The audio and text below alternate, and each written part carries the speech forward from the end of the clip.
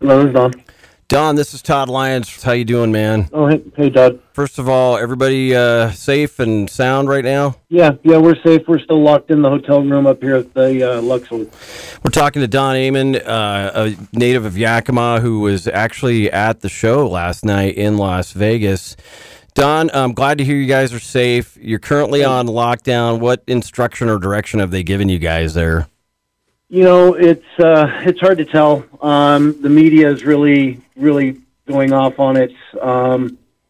Last night we were up in the VIP suites, probably about 50 feet from the main crowd, and the gunshots started.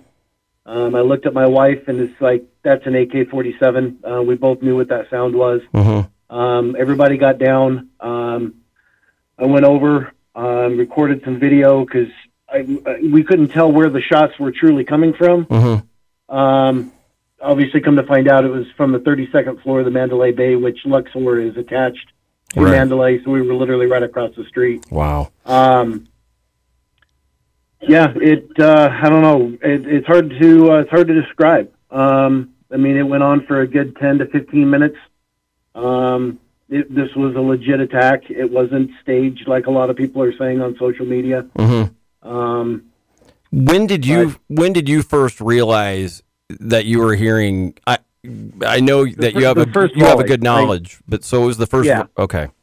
It was the first volley of fire. There was about 30 rounds that went off at the first time. Everybody started saying, "Why are there fireworks?"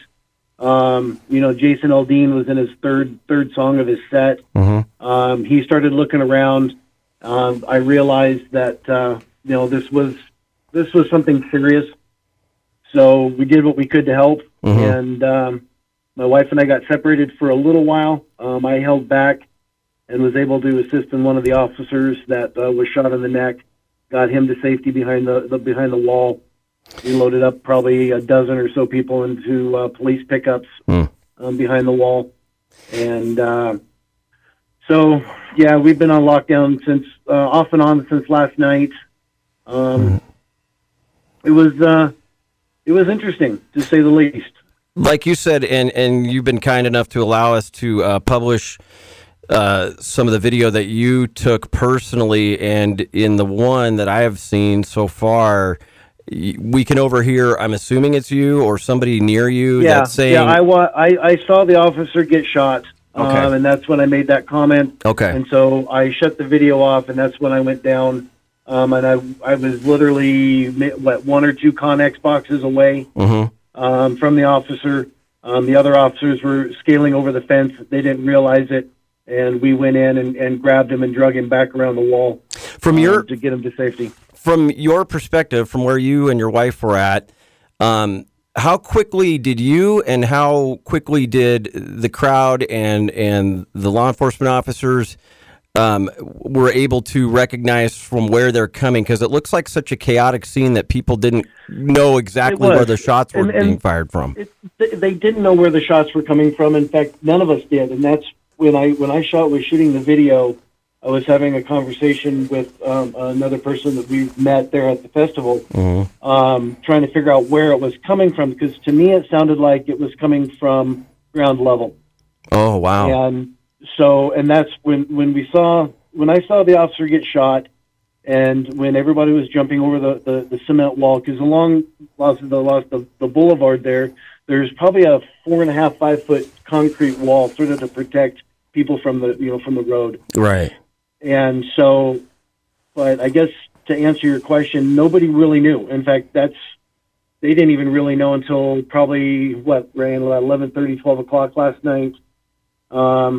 It was a lone gunman. Mm-hmm. I'm not going to really go into what the media is saying down here, but so it was a good 2 hours after the incident first started before people even kind of figured out where the police department. I was listening to our scanner because I've got a scanner on our phone. Mm-hmm. They were literally still letting people cross, not people physically. They were driving down the street. Right. Unbeknownst to them, the gunman was right above them, across that street. Yeah. Unbelievable. Yeah. But I think everybody realized what was going on when Jason and the band exited the stage, and post haste, obviously. Right. But based on where we were at, we were just to the right of the stage. We were probably about 50 yards from the stage in the VIP area there under the tent. We were in an elevated position a little bit. No, it was pretty, pretty intense. And I know you've taken lots of training in your background, but still, when it happens, the main thing is that there were just a lot of people. I mean, there was a good 40, 50,000 people there, and he had clear line of sight. Wow. And it was just, it seemed to me like he was going for those that were in the crowd on the floor, on the main floor at first. Right. Once he realized, once people started fleeing, then you could hear shots ricocheting off the road, down the road. I'll be darned. It was an interesting night, to say the least. When are you and your wife expecting to be able to get back to Yakima? We're supposed to fly out tomorrow afternoon, tomorrow evening. We should be home tomorrow evening. All right. If we can get out of the hotel. SWAT right now, we went out to go get a cup of coffee this morning, and SWAT is now clearing the Luxor, and that's where we're at right now, up on the 5th floor. You attend lots of events, concerts, and things of this nature. Is this going to change how you feel about that, attending these types of things, or not? My wife, yes. Me, I enjoy the music festivals. I enjoy this. Would it deter me? No. Did I feel absolutely naked because I wasn't being able to carry my own firearm and have a way to protect myself in that event? Yeah, that's what bothers me. This is a tragedy. There's no doubt in my mind. This is an absolute tragedy. Right.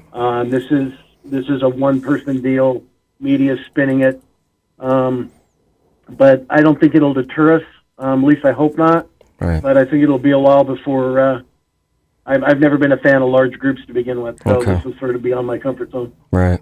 Well, Don, thanks again for taking some time. I'm glad to hear that you and your wife are okay. I'm sure you're still pretty shook up. Probably hard to process it all, even 12 hours later. That's not a very long time, but I'm glad to hear you're safe, and get home safe, man, and we'll talk to you when you get back to Yakima. Okay. Thanks, Todd. I appreciate it.